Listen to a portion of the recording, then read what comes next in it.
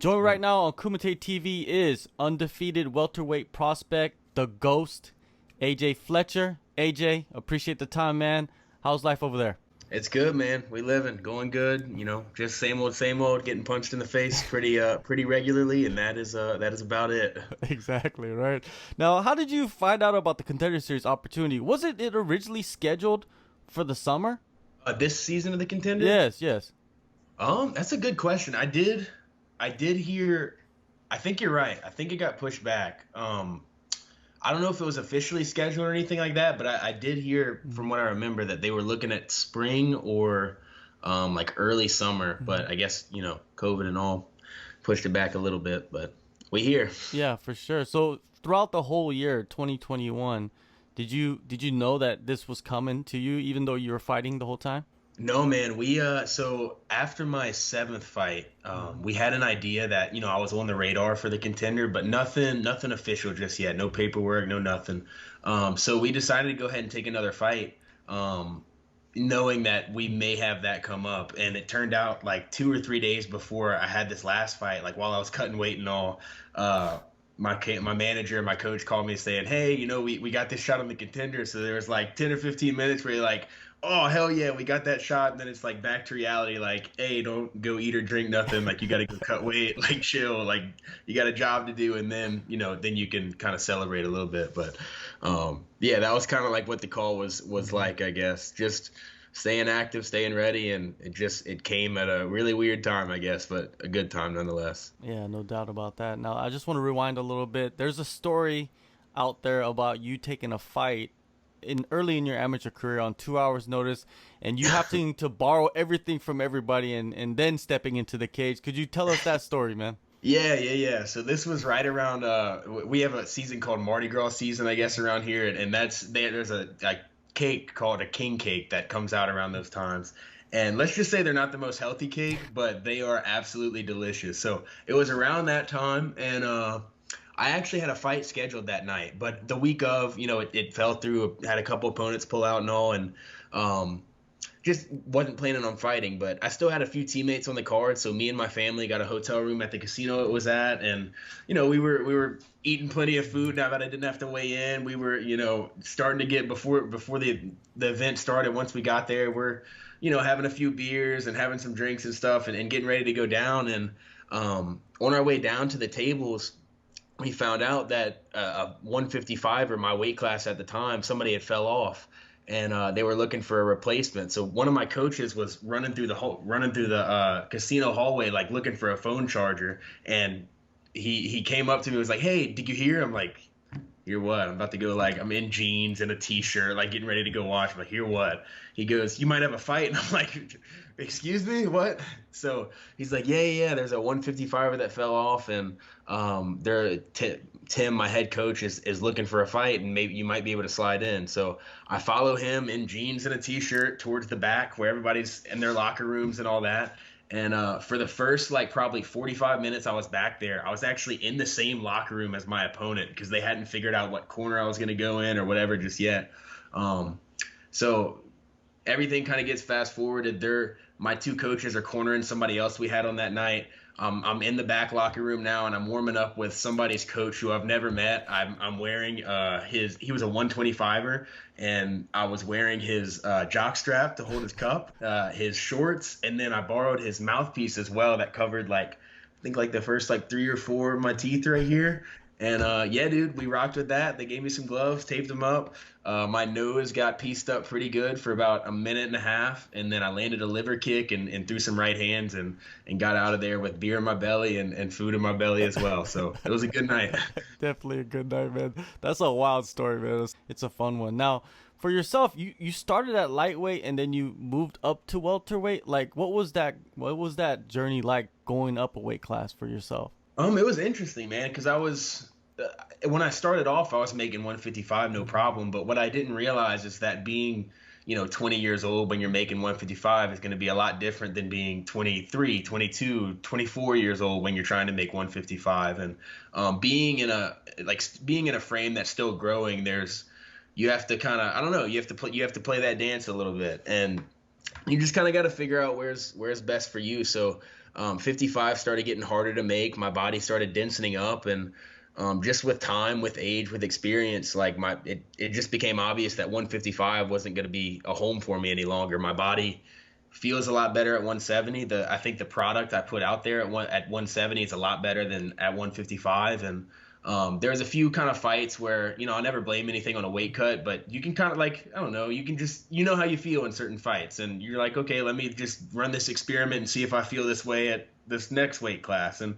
just that dance of figuring all that out as an amateur, it kind of just became obvious that, hey, 170 is going to be your home. You're going to grow into this. And I think I've grown into it all right so far. Is that what was the story behind the 2 losses as an amateur? Is the weight cuts and not being able to perform fully to your abilities?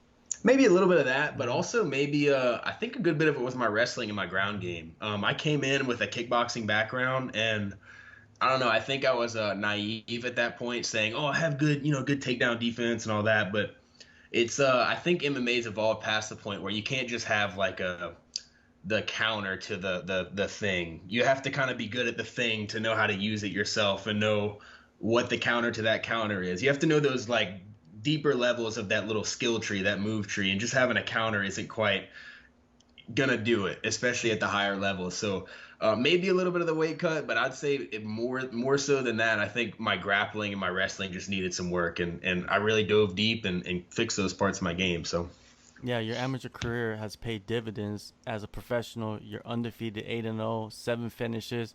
Which fight impressed you the most? Your performance. Ooh, I don't know. The pro debut was cool because I was put, pro debut. You got those butterflies or whatever. Oh, this means something now. All that.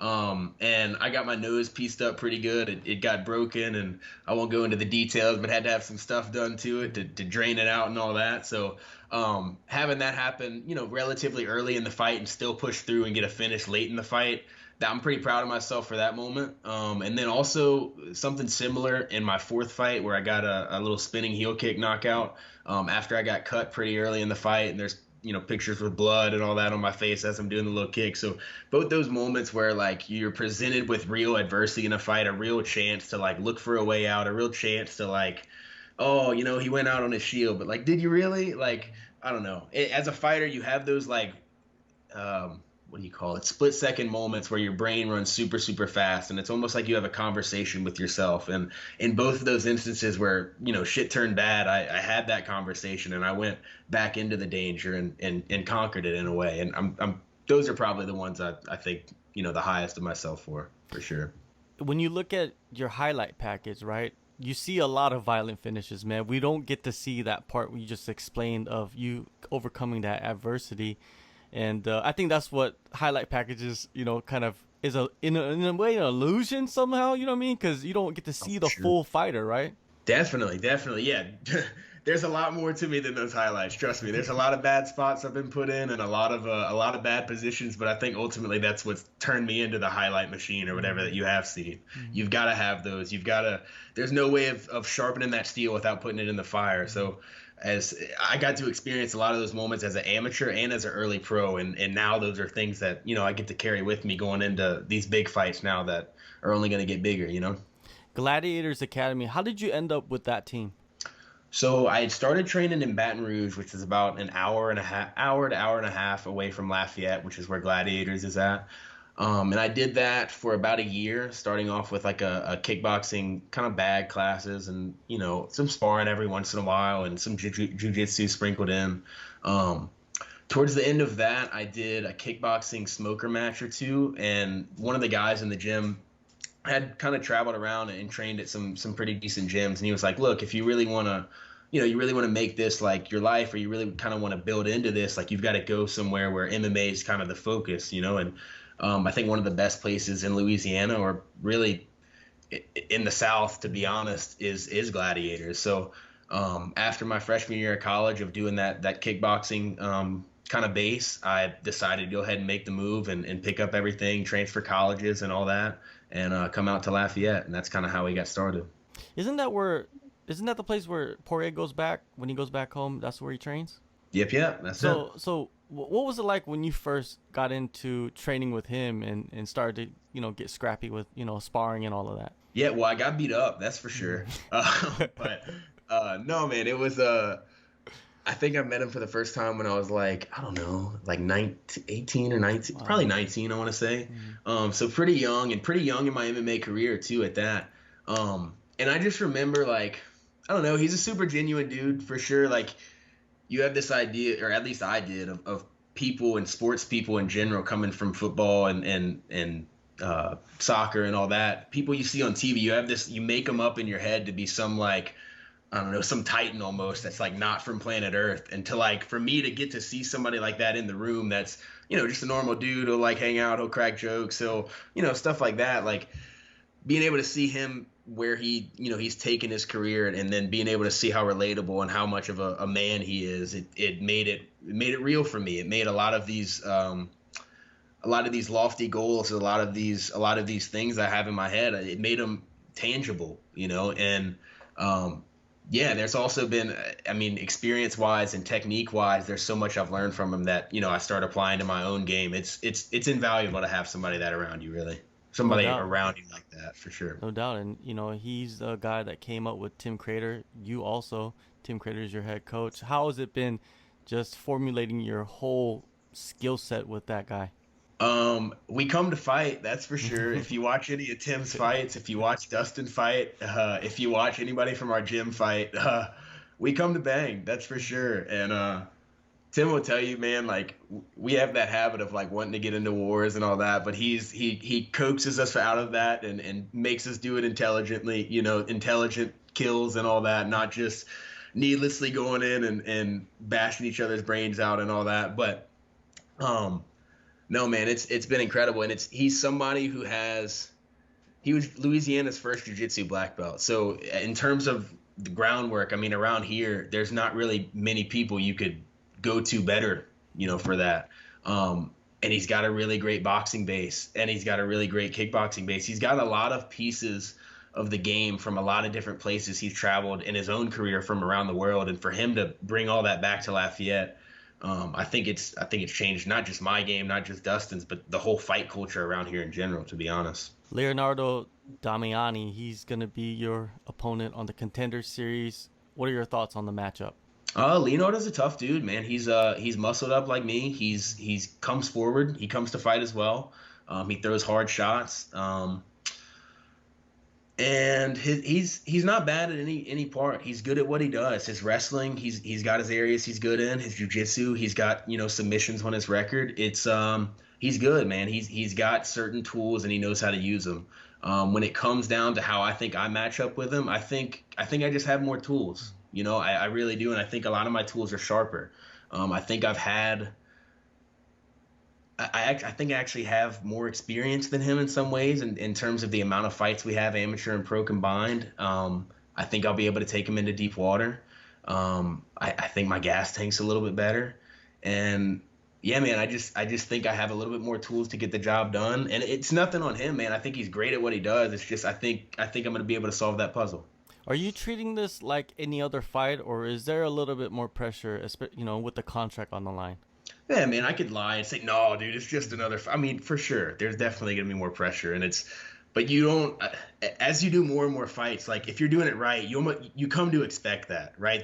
Being undefeated now, each fight like brings more pressure. That's like part of the deal. And if you, I don't know, to me, if you try to like ignore that fact and all that, those feelings like start seeping in and all that. So yeah, for sure, there's maybe more pressure, and at the same time, I know, like, I got to see Dustin win his interim title versus Max Holloway in Atlanta.